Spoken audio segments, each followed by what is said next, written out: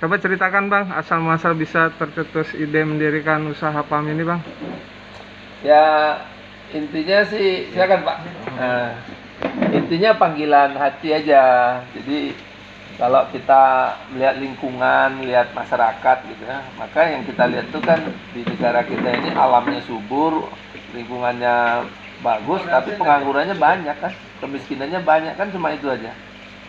Di sisi lain produk-produk yang sehari-hari pun yang seharusnya bisa diproduksi di dalam negeri oleh anak bangsa, tapi banyak juga yang impor.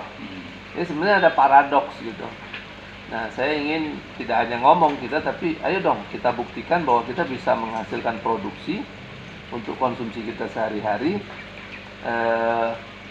Pada saat yang sama artinya itu kan menciptakan lapangan kerja, menambah sumber pendapatan masyarakat gitu kan. Terus pastinya itu mendorong sektor UMKM di Indonesia. Nah, kalau itu dikelola dengan rame-rame, dengan membangun jaringan, saya kira itu akan saling menguatkan satu dengan yang lain. Dan alhamdulillah sejak 2013 sampai sekarang ini sudah dunia perikanan darat ya, itu terjadi lompatan yang bagus sekali. Ini kalau nanti dipelajari sama Mas Jamal bikin kolam ini, jujur sebelum 2013 tuh nggak ada kolam ikan kayak gini. Nggak ada Pak. Ini Masya Allah ya, artinya Tuhan kasih bimbingan. Itu tangan saya sama tangannya Mas Jamal buat kolam ini. 2013, kayaknya sederhana ya. Tapi nggak terbayang dulu ada kolam kayak gini Pak. Sama sekali. Saya aja habis 100 juta untuk bikin kolam dengan gali tanah Pak. Iya. Dan banyak yang korban kayak gitu di mana-mana. Ya, di kampung saya itu 100 juta saya Pak gali itu lahan bapak ibu saya itu di kampung hanya untuk bikin kolam ikan. Nah 2013 saya nemukan ini, ini kalau dipakai lah sama rakyat Indonesia, betapa mereka terhindar dari kesalahan seperti saya gitu. Awal mulanya dari mana teknologi ini? Jadi kalau teknologi itu kan budidayanya ya, cara budidayanya. Nah ini saya bicara tadi itu bikin kolamnya dulu kan. Nah setelah kita punya kolam dengan sangat simpel begini kan, kita tinggal bagaimana caranya untuk mengelola di dalamnya kan gitu. Nggak, maksudnya teknologi ini Ya, itulah. dari luar kah? Enggak, jadi setelah kita udah coba itu, maka kita mikir gimana cara budidaya yang baik, yang lebih higienis, lebih sehat, lebih nyaman juga gitu kan. Kan nggak terbayang ada kolam-kolam di belakang rumah dengan seperti ini gitu. Kalau di sini ini misalnya ada kekurangan itu tinggal disempurnakan aja. Bapak bisa punya kolam sekaligus taman gitu kan. Itu satu kolam itu berapa biayanya Pak? Macam-macam ini, kalau ini murah aja, tinggal 1 juta aja nih. 2 meter ini ya? Iya, 2 meter. Kalau yang besar tuh paling sekitar 2,5 gitu lah. Nah jadi udah semakin mudah Pak dikembangkan di mana saja. Nah tinggal perlu ada ilmunya lah sedikit gitu ya. Karena sebenarnya budidaya ikan tuh yang paling gampang tuh airnya ngalir itu aja. Kalau Bapak punya sungai, itu paling gampang budidaya. Tapi sekarang nih sungai bersih itu kan sudah mulai danau aja belum bisa rusak kan. Danau Jatiluhur, Waduk Cirata itu meninjau itu rusak karena pakan masuk ke kolam itu, ke danau itu sampai tumpukannya itu bertonton di bawah tanah sana. Nah di bawah danau itu kan satu hari nguap dia mati ikannya Pak. Itu upwelling seperti itu kejadian yang rutin Pak di danau. Nah sekarang ini perusahaan-perusahaan besar Pak sekelas Carun Pokpan itu justru sudah masuk ke sektor ini Pak. Padahal ini sektornya rakyat sesungguhnya. Tapi karena rakyatnya kurang cepat bergerak, jadi perusahaan besar juga Pak. CP itu kan Thailand punya Pak di Indonesia. Kelebihannya apa sih Pak? Ini Banyak, ya? banyak. Jadi sekarang nilai di lapangan, di pasar gitu ya. Dulu kan nilai itu dipasok oleh Cirata sama Jatiluhur nih, khususnya Jawa Barat nih. Kalau Sumatera itu Maninjau atau Danau Toba. Nah Danau Toba itu lama-lama masalah kan, sekarang dilarang kan untuk mengembangkan ikan Danau Toba itu karena airnya udah rusak gitu.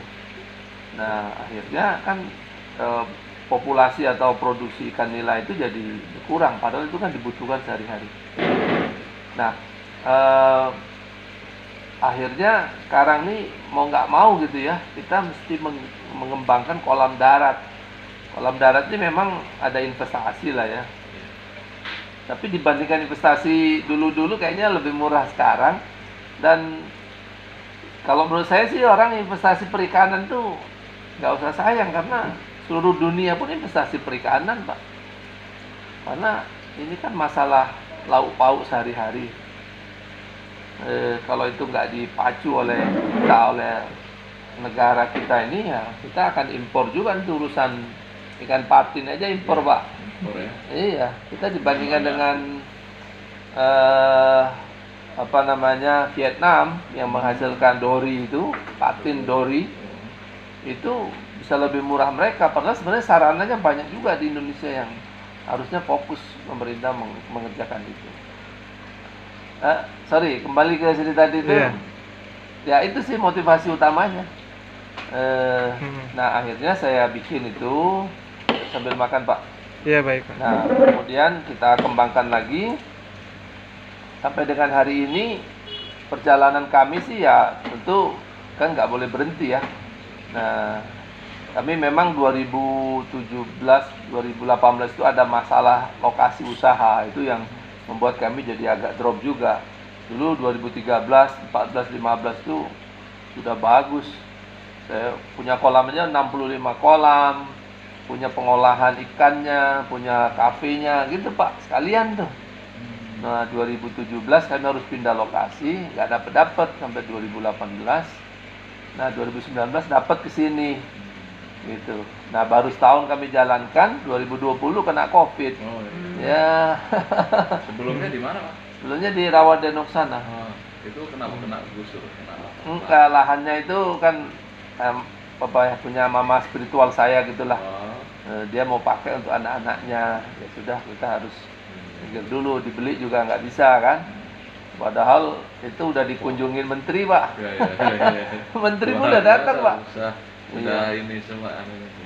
Iya gitu. Jadi sebagai satu usaha menurut saya menarik ya. Cuma memang namanya dunia usaha ini ada ada seninya sendiri lah. Nggak tahu pengusaha itu kan banyak orang mau mulai usaha itu berhenti, udah jalan dan ini ada berhenti gitu. Menurut saya usaha itu kayak adventures gitu ya, kayak petualangan ya. Petualangan yang kita nggak boleh kapok gitu. Terus nggak bisa sempurna sekali jadi gitu, nggak bisa. Ya itu harus terus ditekuni lagi. Jadi barang jelek pun kalau pengusahanya bagus itu bisa jadi hebat loh. Ya, contohnya dunia wartawan lah, yang namanya Dahlan Iskan dulu itu cuma tukang ketik berita aja, tukang loper koran, ya kan. Sekarang, tapi kan tuh bukan tiba-tiba setahun terus jadi, enggak, itu kan puluhan tahun gitu. Sama, pengusaha-pengusaha lain juga begitu. Jadi menurut saya mentalitas membuka usaha itu harus disadari bahwa ini sebuah perjalanan yang enggak hari ini buka terus hari ini jadi gitu. Kalaupun itu memang harus mampir ke kita, sukses dalam waktu cepat itu ya nggak apa-apa. Tapi itu jangan dianggap sebegitu mudahnya lalu kita menggampangkan, karena perusahaan besar pun bisa bangkrut sekarang. Loh, perusahaan besar aja bisa bangkrut, sekelas Nokia aja lepek-lepek, restoran-restoran gede aja tutup. Jadi, bisa kantor.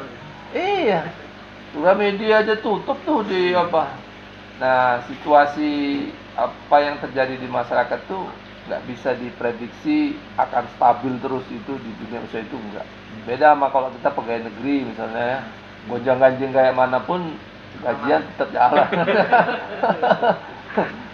Kalau BUMN masih ada terancam juga. Iya, Pak, masih. Iya. Lagi Saya ya. 23 tahun Pak kerja, Pak.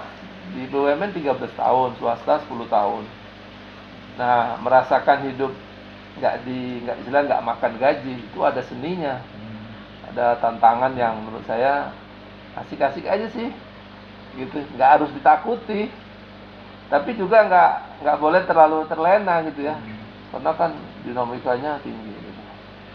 Saya kira itu, Pak Olan. Baik, Pak. Saya kira kalau mau memulai usaha itu jangan tanggung-tanggung. Jurnalis kalau memang bisa tangani. Kalau usaha itu memang awalnya itu ditangani sendiri ya, supaya dia ngerti. Tapi kalau dia nggak mau tangani sendiri, ya harus cukup juga modalnya kan, bayar orang kan. Nah, yang ketiga, ya mau ditangani sendiri maupun pakai orang, tetap aja kita harus punya perhatian. Tanpa perhatian yang cukup, usahanya nggak bisa maju. Itu sih, soalnya selebihnya ilmunya di jalan gitu, gampang kok itu. Bapak bisa buat lebih dari ini 2, 3, 5, 10 kali. Tergantung kemauan aja, bukan kemampuan ya, karena kemampuan itu kan sifatnya datang dia, bukan tiba-tiba orang lahir bruk mampu, enggak. Saya kira itu, Alan. Baik, Dan Pak. masih banyak lagi kalau nanti.